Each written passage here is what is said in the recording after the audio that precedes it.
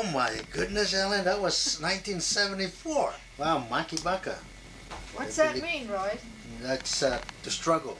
Okay. Keep on the fight and never be afraid. Yeah, this is very precious, and you better take good care of it, Helen. I met Helen Brown over 4 decades ago. I was always impressed by her soft-spokenness and humility. It was remarkable that she alone took the initiative to document, save materials, and started the Filipino library. Okay, you know what? I think, well, let's get you started. Let's aim over to the dining room so we can get you started for. I first met her at one of those conferences that was designed to, do some consciousness building about the demand and the need for bilingual education. My name is Helen Summers Brown. Well, my daddy was one of the first Americans who went to the Philippines. They called them the Thomasites. Yeah, and it was actually several ships that went over. And your mother was the daughter of Julio Aguili, and he was the governor of Ilocos. Ilocos. Ilocos Norte, Lawag, Ilocos Norte. I remember Lawag. Mm-hmm. I used to go there every summer. And what? I was born in Manila General Hospital. Tell us when you were May born. 16th, 1915. I think I was the third child. Mary, Joe, me, Julia, Fred and Ted were twins, and then George. When your father was promoted to become the superintendent of schools for the Philippines, he moved the whole family to Manila. We all used to gather at my house. That's my house. Well, this is your house. Yeah, the steps to my house. That's Esther Hemingway, Lily Barkus, Minnie Stevenson, Mary Walker, and me. Now, I heard that you were a basketball player Oh, also. yeah, I was a star. I used to go down the edge way over here. I used to throw the ball to the basket. Bang! I was a good basketball player.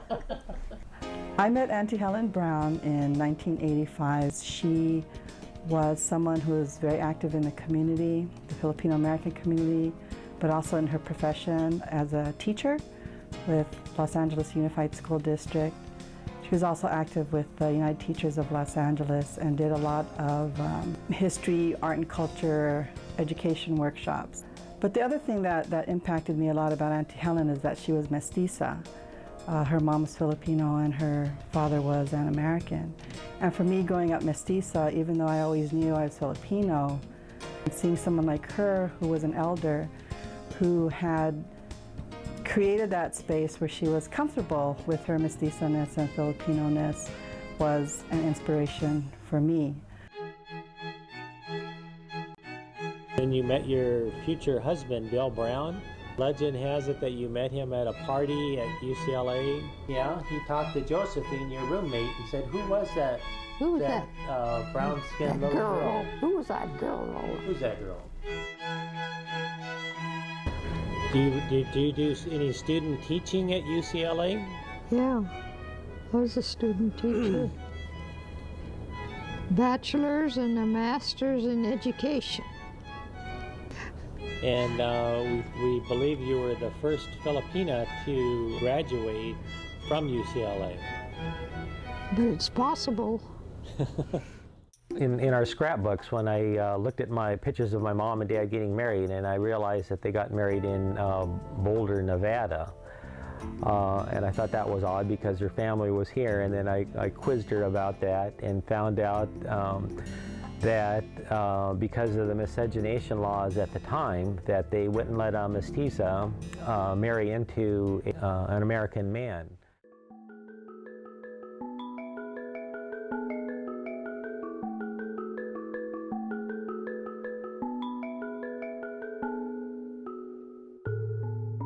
And I actually saved a Balitaan newsletter from that time period. Balitaan was a community newspaper that Uncle Roy Morales had started up. This one on the back has 2 articles featuring Auntie Helen. This one is about Filipino American Reading Room and Library opening, and she's pictured here with Jackie Goldberg. And Paral opened at the Filipino Christian Church. That was its first site. But I remember even before that when Auntie Helen had this idea in her head where she wanted to basically share her personal private collection that had been bequeathed to her by her father, and she wanted to share it with the larger Filipino and just larger Los Angeles community, and especially with young people, college students, and with teachers as a resource. And through her friendship with Uncle Roy Morales, that's how she was able to get it at the Filipino Christian Church. I remember when I brought all my stuff and founded the library, because they didn't have anything about the Philippines.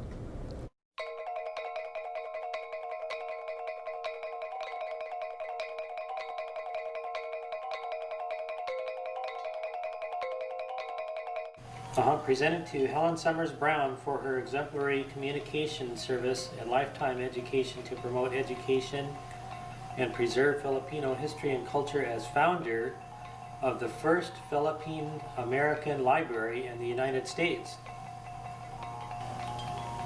That was December 2000.